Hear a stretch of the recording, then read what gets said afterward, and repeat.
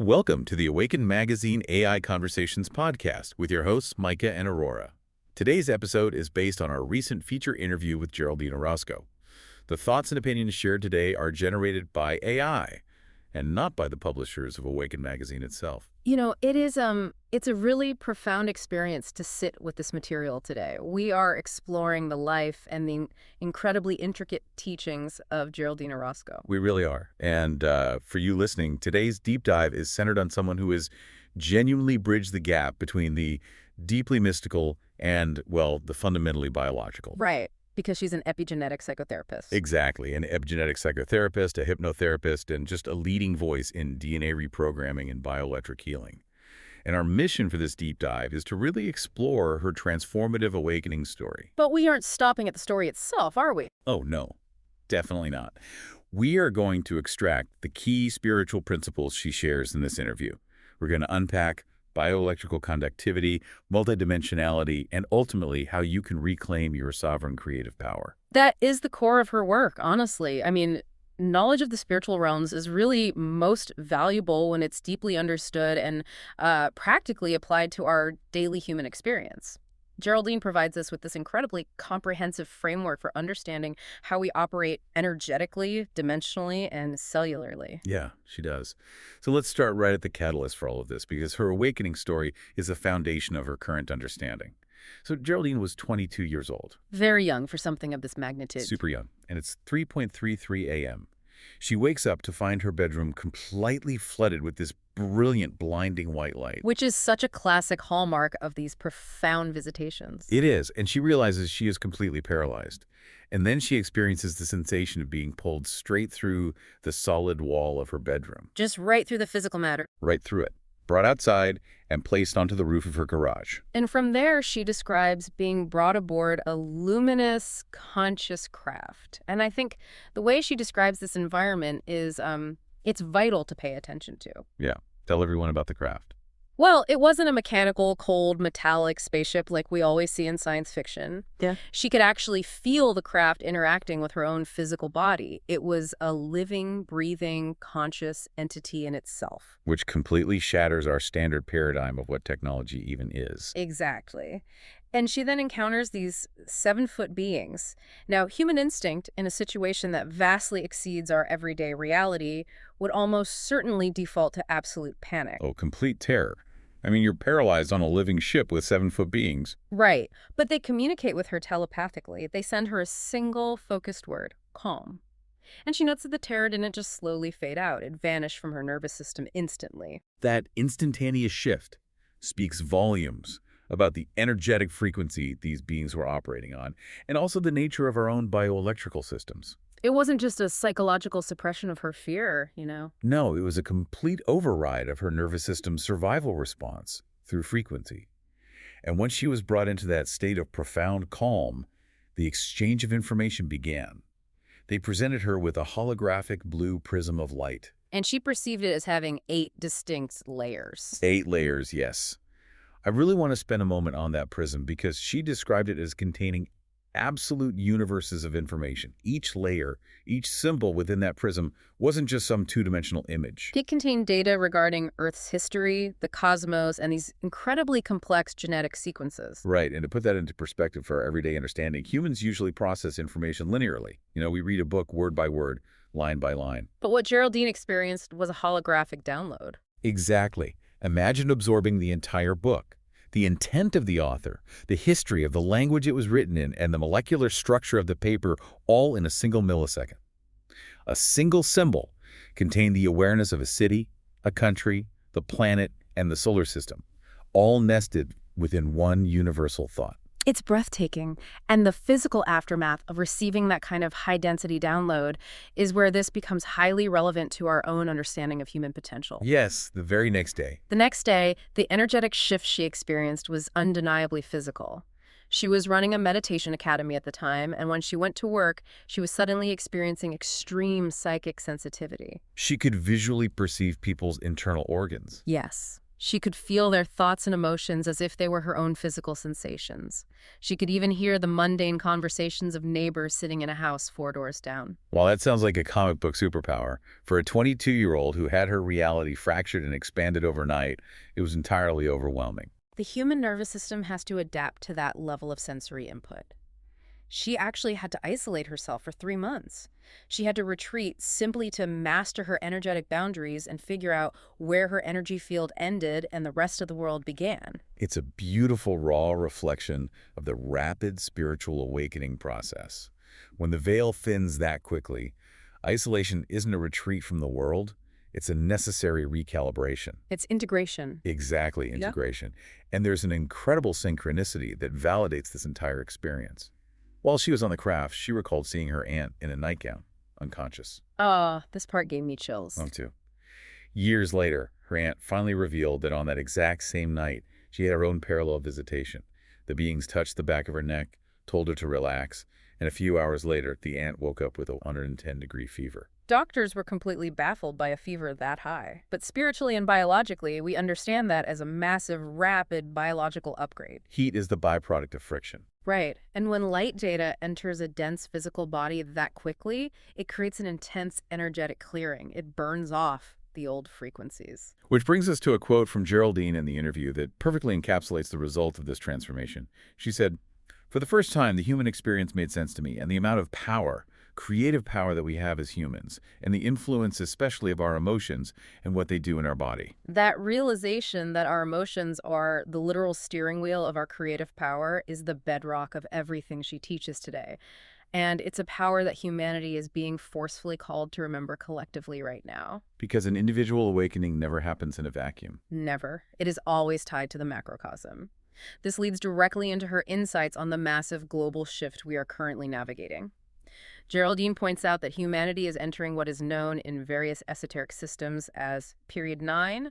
For those who might not be familiar with that term, Period 9 refers to a major cyclical phase, often associated with feng shui and astrological timelines that represents fire, rapid visibility, and profound spiritual maturation. It's a bridge phase where science and spirituality are finally merging into one holistic understanding.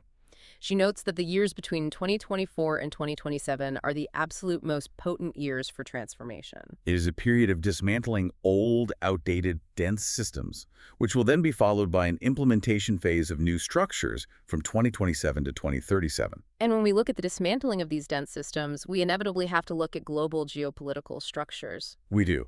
And just to pause here for a second to be explicitly clear to you listening, we are strictly reporting on her visionary perspective from the source material right now. We are remaining completely neutral and not endorsing any specific political timeline or viewpoint. Exactly. We are just acting as a mirror for her insights. She senses that current political figures, including Donald Trump, may not finish their terms. She attributes this to massive upcoming economic and political unrest driven by long-standing corporate banking movements. Movements that are fundamentally incompatible with the rising frequency of the planet. Right. She also observes that geopolitical power is going to shift significantly toward Asia, Russia, and China during this restructuring. It's fascinating to observe that macro-level restructuring, but I want to bring this back to you, the listener. How does a cosmic awakening in global politics connect to your daily life? Yeah, is the real question. The spiritual implication Geraldine brings up is profound. She frames this globally shifting landscape, all this chaos and technological reliance, as an internal battle against a transhumanist agenda. We often imagine transhumanism as some distant science fiction future where we all have microchips in our brains. But Geraldine points out that the hypnotic, trance-like addiction to our smartphones, the endless dopamine loops of social media, and our growing reliance on AI to think, write, and create for us, that is transhumanism in action today. It is chemically and electrically altering our neurology. It is keeping humanity dormant, emotionally numb, and energetically siphoned. It's essentially giving our organic sovereignty away to a machine.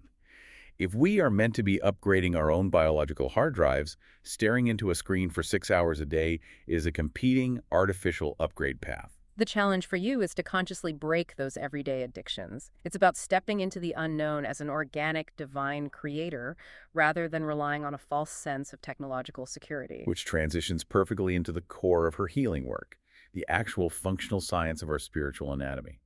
Let's dive deep into epigenetic psychotherapy. This is where Geraldine merges the somatic, physical root of our psychology with our biology. The field of epigenetics shows us that trauma isn't just a memory stored in the brain. It is passed down through our bioelectrical system for up to 40 generations. Just stop and do the math on that for a second. 40 generations is roughly 1,000 years. We are carrying the bioelectrical echoes of our ancestors from the Middle Ages. Geraldine gave a very grounded example of this using World War II survivors. They didn't just pass down the psychological trait of surviving, they passed down the actual bioelectrical memory of starvation. So someone living today might have deep, unexplained physiological or emotional responses to food scarcity. And it's not just a behavioral pattern, it's actually an inherited frequency from a grandparent or great-grandparent. Which brings up a question we all need to ask ourselves. How much of your current emotional reality actually belongs to you? Wow, that is a powerful question. Geraldine explains that the human body operates as a toroidal energy system. If you visualize a torus, think of a spiraling donut of energy. It draws life force up through the center of your physical body, spirals it out through the top of your head, cascades down around your aura, and pulls it back up through your feet continuously. And here is the absolute key to understanding that system. Your emotions are the bioelectrical fuel that determines how that torus spins.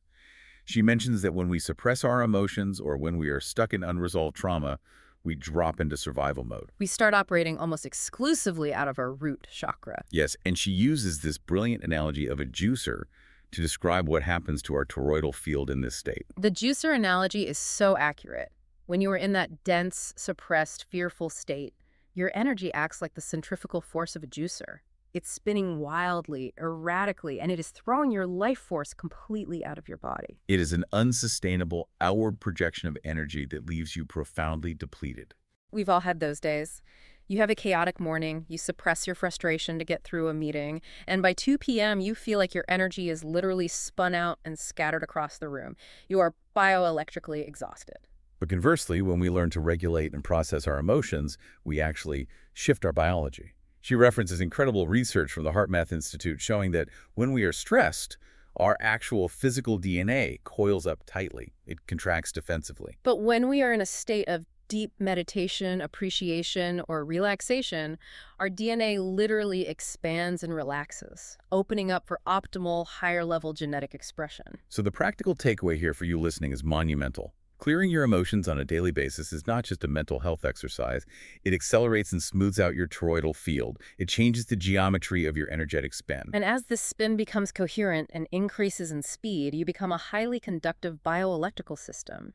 Your nervous system can hold more light. And as that conductivity rises, Geraldine explains that your life force begins to organize this light geometrically within your body. This is the process of forming the Merkaba, the light body vehicle.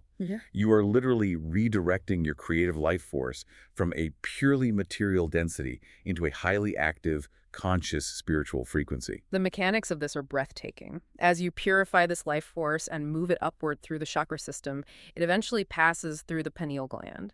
Geraldine points out that this biological process produces natural DMT, and it literally generates the vibrational frequencies of monotonic gold within your physical body. Monotonic gold. In ancient alchemical traditions, that is a high-spin state of matter that is incredibly conductive. Yeah. The ancient alchemists weren't just trying to turn lead into physical gold, they were describing the biological ascension of the human body. We are designed to become conductive gold. But to achieve this, to actually clear the trauma that slows down our spin, Geraldine introduces a foundational practice she calls the martini glass concept. The martini glass.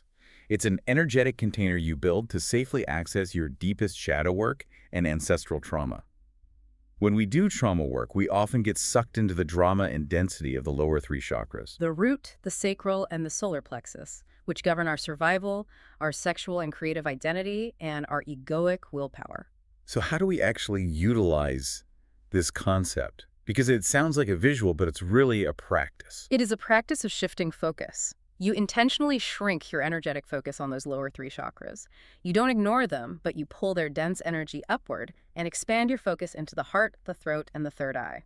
If you visualize that narrow at the base, wide and expansive at the top, you create the shape of a martini glass. And this specific energetic posture brings you to what she calls a 0 point. The 0 point.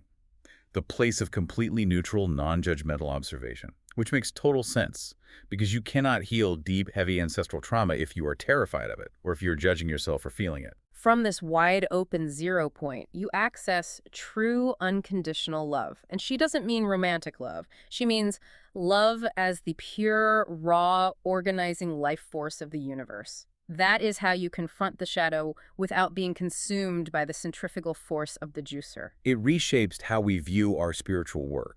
We aren't just trying to become spiritual beings, we're trying to clear the bioelectrical static so we can uncover the vast multidimensional nature we already possess. And Geraldine spoke beautifully about this multidimensionality during her encounters with the craft and beyond. She was shown her deep, ongoing connection to the Pleiadian constellation, specifically a place she refers to as Planet Maya. The way she describes this completely breaks the linear view of reincarnation. She didn't just view a past life on a screen, she was shown simultaneous timelines. She experienced being a male and a female Pleiadian elder, teaching the very spiritual anatomy we are discussing today, concurrently with her current life here on Earth as Geraldine. Time is not a straight line. It is a stack of frequencies, and our consciousness can access multiple points on that stack at once. Understanding that we exist simultaneously on multiple dimensions completely changes the narrative around off-planet contact and genetic hybridization. Oh, absolutely. For decades, Hollywood and popular culture have programmed humanity to fear extraterrestrial contact.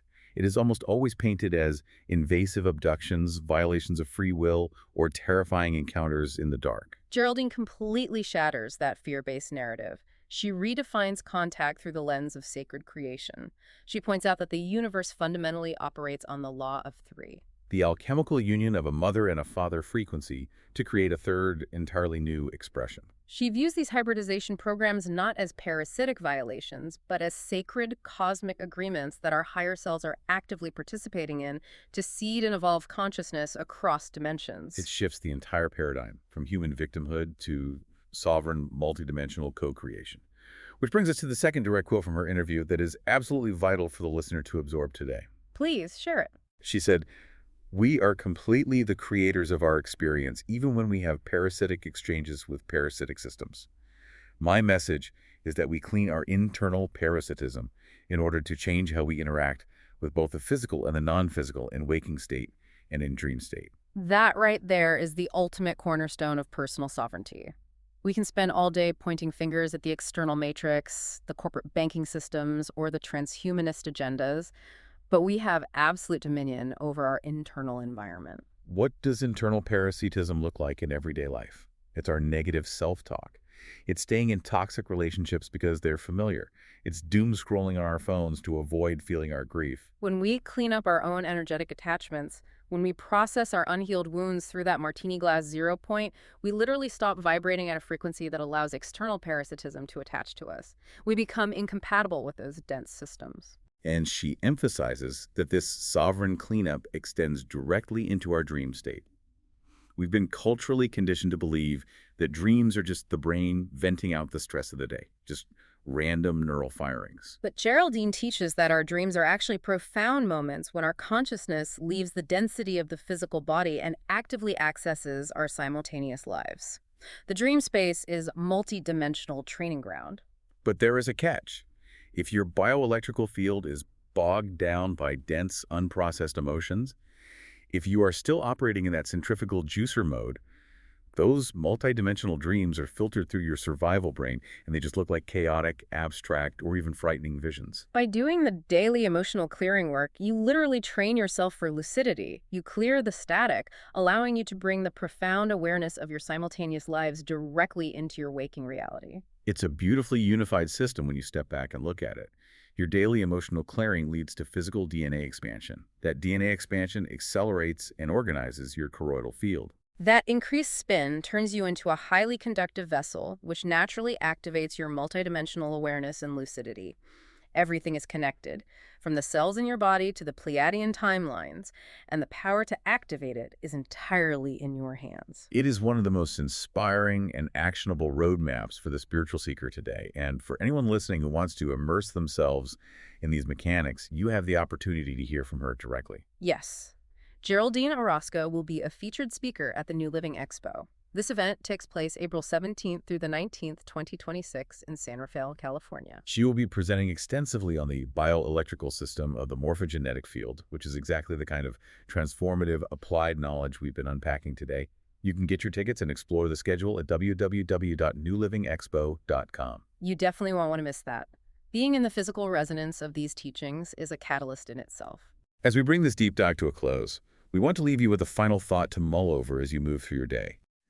We've explored some massive cosmic concepts today: monotonic goals, holographic downloads, simultaneous timelines, and the toroidal field. But the gateway to all of that vastness starts right here, in the physical, emotional body. Consider this.